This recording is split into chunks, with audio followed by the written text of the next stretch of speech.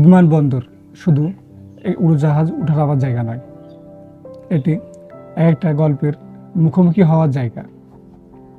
দেখা আর না দেখার মাঝখানে আটকে থাকার মুহূর্তের নাম বিমানবন্দর।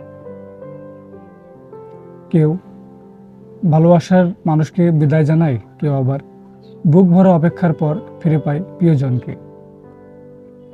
এখানেই মায়ের কাঁধে মাথা রেখে ছেলে চুপচাপ কেঁদে ফেলে। এখানে প্রবাসী বাবার ফিরে আসার অপেক্ষায় দাঁড়িয়ে থাকে ছোট্ট একটা হাত।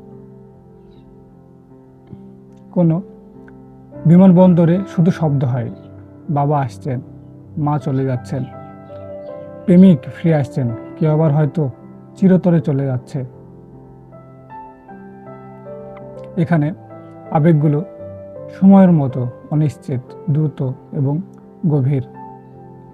প্রত্যেক কান্না, প্রত্যেক হাসি যেন এক একটা ছোট গল্প, যে গল্প আমাদেরকে বলে বিদায় মানে শেষ নয়, প্রত্যাবর্তনও হতে পারে।